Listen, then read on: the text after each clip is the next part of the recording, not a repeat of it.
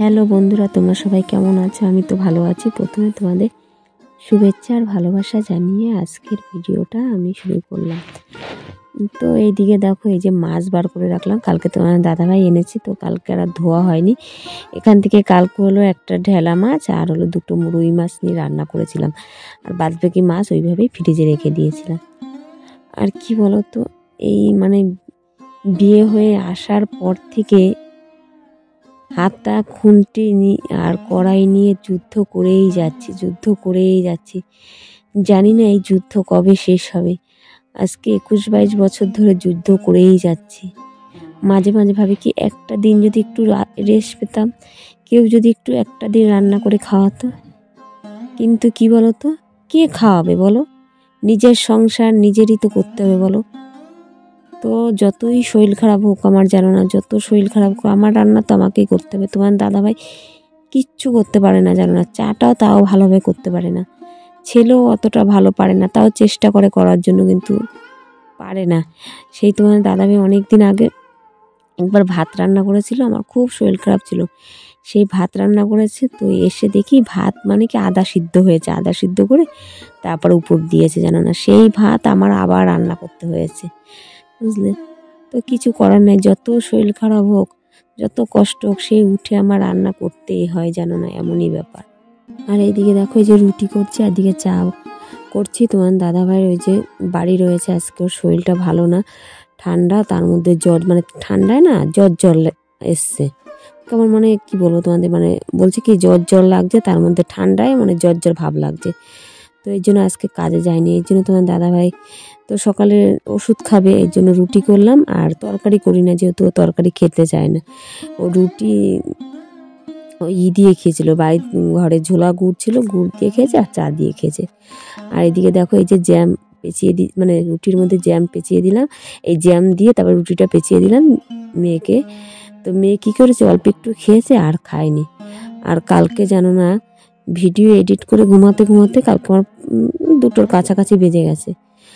তো তখনও দেখলাম কি মেয়ের জ্বর নেই, বুঝলে, তখনও ভালো ছিল। যেই একটু আমি একটু চোখটা কোনো রকমে বুঝেছি, তখন 3টা 3:30 বাজে মনে হচ্ছে, ঘড়ি দেখিনি তো, তাও একটা আন্দাজ, দেখি কি বেদম জ্বর। সেই রাত্রিবেলায় জানো না, উঠে মাথায় জলপট্টি দিয়ে ওষুধ খাওয়াই, থার্মোমিটার দিয়ে মাপি, দেখি 103-এর কাছাকাছি, 3 হয়নি, কাছাকাছি গিয়েছে।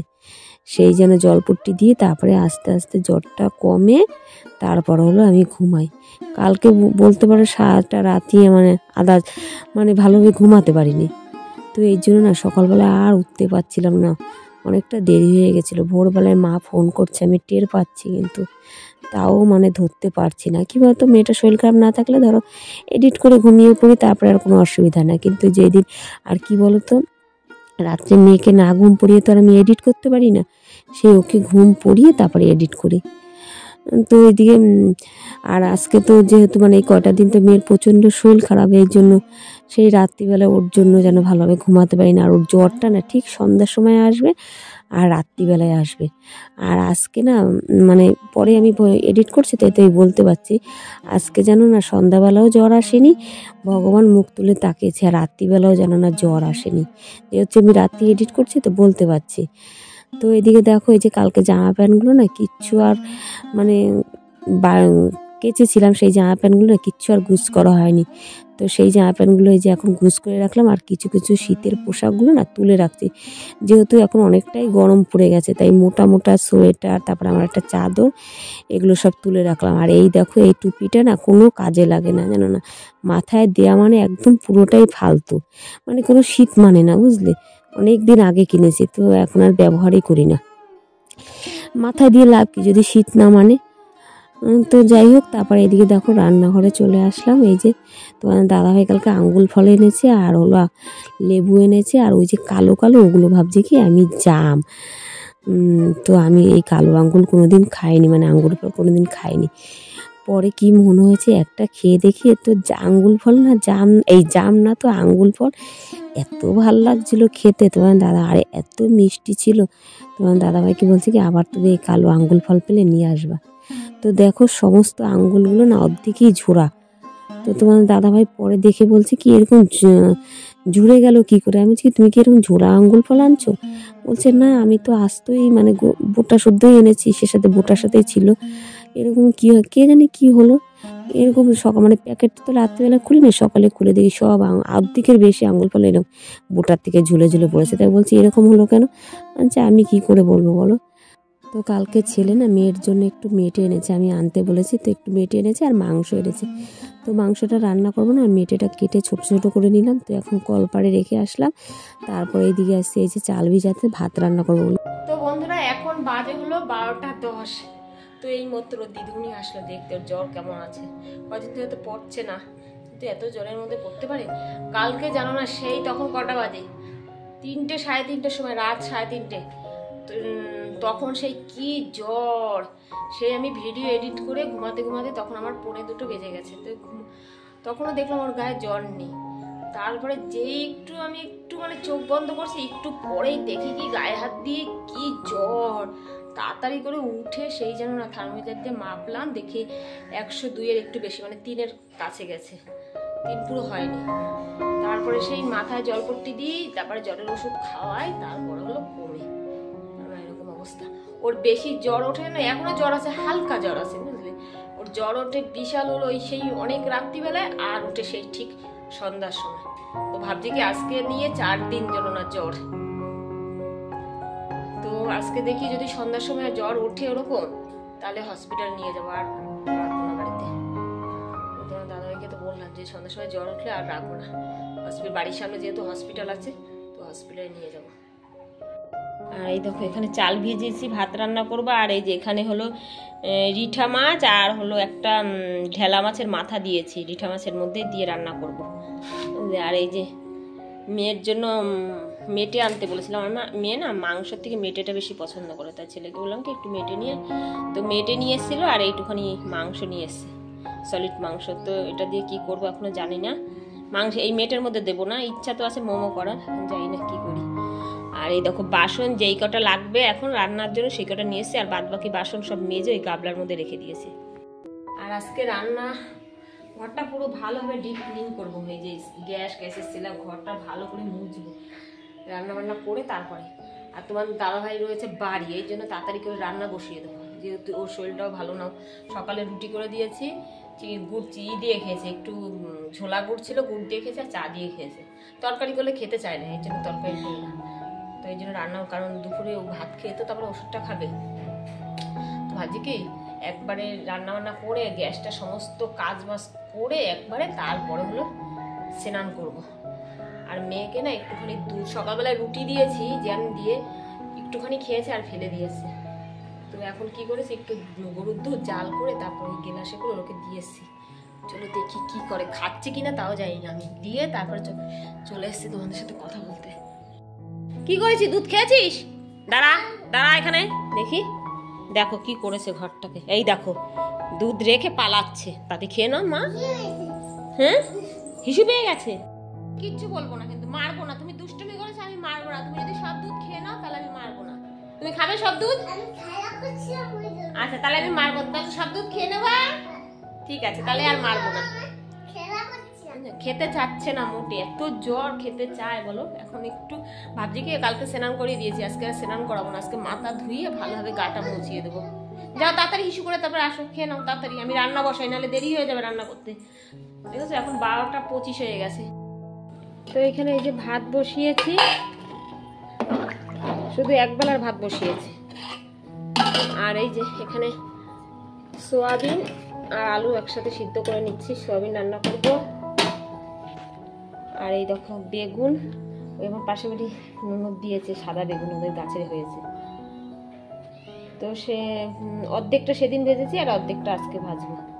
তো বেগুন ভাজবো, আর ওই যে রিঠা মাছ রান্না করবো, আর ডাল আর সোয়াবিন, আর মেয়ের জন্য হলো ওই মেটের তরকারি রান্না করবো।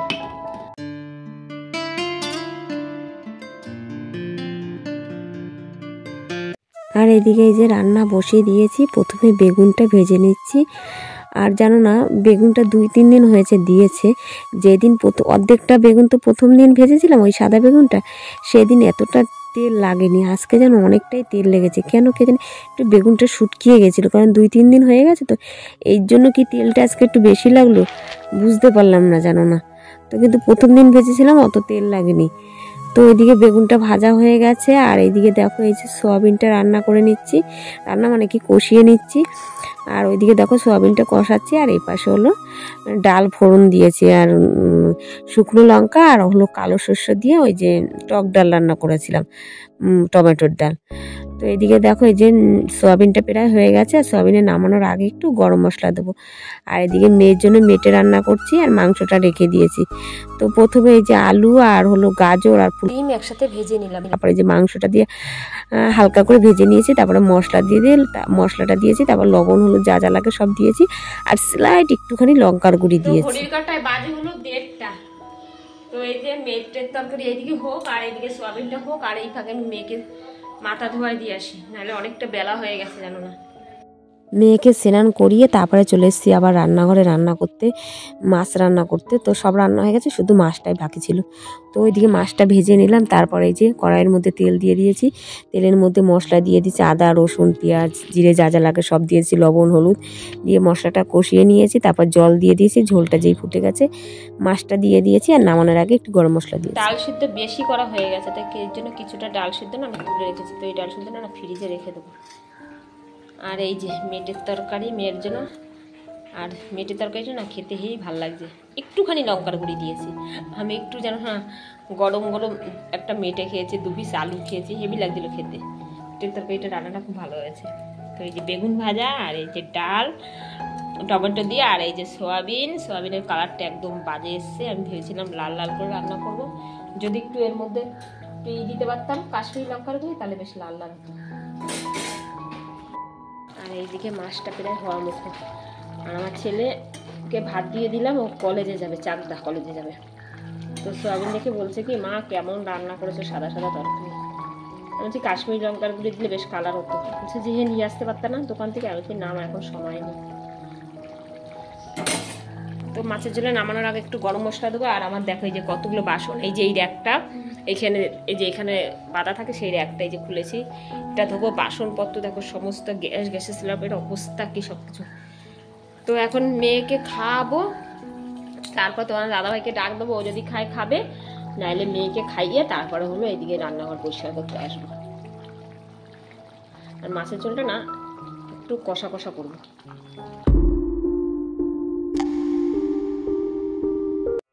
রান্না বান্না হয়ে গেছে, তারপরে মেয়েকে খাওয়ালাম, তারপরে চলে এসেছি এই যে রান্নাঘরটা একদম আজকে একদম ডিপ ক্লিন করবো।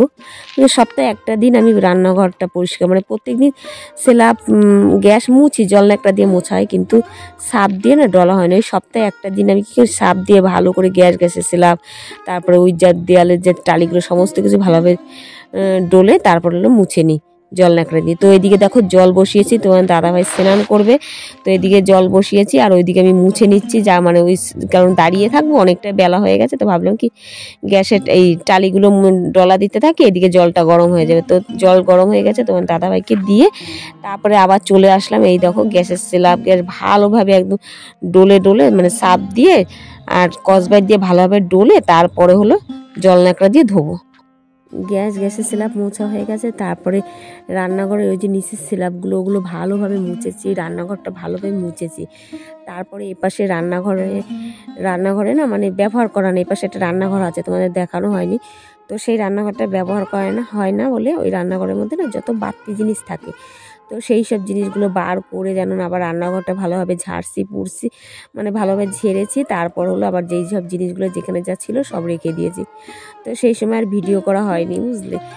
তো তারপর ওই রান্নাঘরটা ঝাড়া পোছা হয়ে গেছে, তারপরে এই যে কলপারে চলে আসলাম। এই যে তোমার দাদাভাই কালকে আলু এনেছে, আর নতুন আলুতে যা বালি থাকে এই না ধুয়ে খাওয়া যায় না, সেই জন্য আলুগুলো একটু ধুয়ে তারপর হলো ওই গাবলার মধ্যে রেখে দেবো, পরে ঝুড়ির মধ্যে রেখে দেবো। তো এদিকে দেখো এই যে র্যাকটা, এই র্যাকটার মধ্যে না আলু থাকে, তো সেই র্যাকটাও একবার ধুয়ে ফেলবো। আর এই দেখো এই যে দুপুরে থালা বাসনগুলো, তো ভাবলাম কি রাতের জন্য আর রাখবো না, একবারে দুপুরে মেজে স্নান ঠেনান করে একবারে রাতের কাজগুলো দুপুরে করে রাখবো।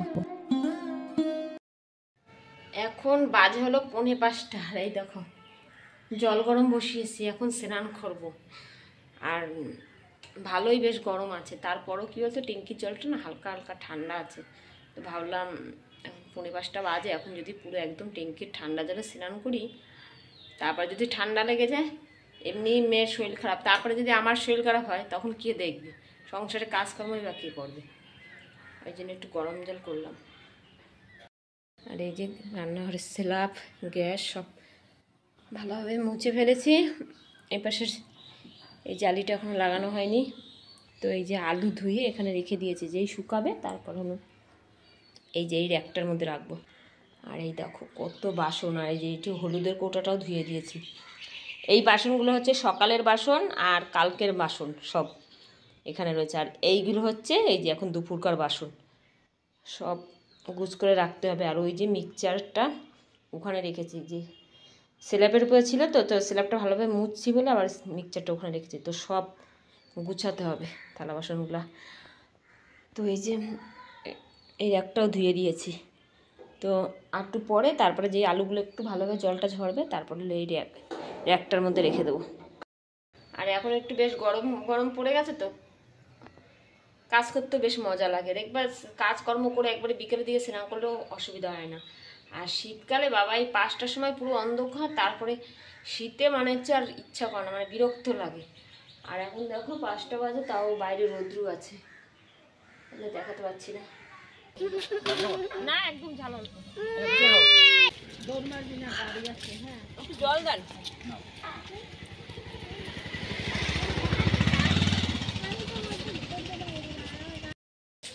তো 10 টাকার ফুচকা খেলাম, একদম অল্প ঝাল দিতে বলছি, কারণ আমি বেশি ঝাল খেতে পারি না। তো ওই যে ওইদিকে আমার যা খাচ্ছে, ওই যে ওরা আবার বেশি টকটকে ঝাল দিয়ে খাচ্ছে, এই জন্য আমাকে আগে দিয়ে দিল। যেহেতু ঝাল আমি অল্প খাই, এই জন্য আমাকে আগে অল্প ঝাল দিয়ে মেখে তারপর আমাকে দিল। তারপরে যে এখন বেশি ঝাল দিয়ে মেখে তারপরে ওই যে রূপম খাচ্ছে। আমাদের রূপম কি ঝাল খেতে পারে জানো না, রূপম আর রূপমের মা দুজনে ঝাল বেশি করে ঝাল দিতে বলেছে আলু সেদ্ধের মধ্যে। শুভরাত্রি বন্ধুরা, এখন ঘড়ি কাটায় বাজে হলো 6:56। তো বাসন টাসন তো সব দুপুরবেলায় মেজে রেখেছি, শুধু এখন খাওয়ার জলটা ভরবো। আর আমার বোন এসছে একটু আগে, আর আজকে দুপুরবেলায় আমি ভাত খাইনি, সেই তো আমার দাদাভাই ভাত খাচ্ছিলো, তখন আমি না 2টো রুটি খেয়েছি দুপুরবেলায় স্নান করার আগে। ওই সকালবেলায় রুটি করেছিলাম, তো 2টো রুটি ছিল, সেই রুটি খেয়েছি। ভাবছি কি স্নান করে উঠে তারপরে ভাত খাবো, তারপরে আর স্নান করে উঠে আর খেতে ইচ্ছা হয়নি। তারপরে বিকেলে গিয়ে সেই ফুচকা খেয়েছি 10 টাকা। কি করেছি সেগুলো? তো আমার বোন রান্নাঘরে কি বানাচ্ছে, চলো রান্নাঘরে যাওয়া যাক। আর এই যে এখানে আমার বোন বানাবে, কি বানাবি রে বোন? এই যে ডিম, কি বানাবি না? স্যান্ডউইচ বানাবি, এটার মধ্যে রাখা। এই যে প্রথমে ডিম, এই ডিম বলছি কেন, ব্রেড কিনবি না, ডেটটা দেখে নিবি। ব্রেড দেখেই কিনি। এই এটা কিসের কিনেছি ব্রেডটা? ময়দার না আটার মনে হয়, আটার কিনেছিস? তো আমার বোন আসার সময় কিনে নিয়ে এসছে ব্রেড, তো ওই যে হালকা করে একটু তেলে ভেজে নিচ্ছে। তো এই ব্রেডের উপরে না এই যে এখন মেয়োনিজ লাগাবো। এই যে এগুলো কিন্তু হালকা করে ভেজে নিয়েছে, ওই যে আরো 2টো ভাজছে। আর এদিকে ভাত উতরিয়ে গেছে, আর এই গ্যাসের স্ল্যাব সব মুছতে হবে। দুপুরবেলায় কত কষ্ট করে মুছলাম গ্যাস, সব রান্নাঘর পুরো ভালো করে মুছলাম, গ্যাসের স্ল্যাব মুছলাম। তো এখন এই যে পকোড়া করা হয়েছে না, আবার নোংরা হয়ে গেছে। তো আবার গ্যাসের স্ল্যাব সব মুছবো। তারপরে এই দেখো এখানে কতগুলো থালা বাসন জমেছে, এগুলো মাজবো।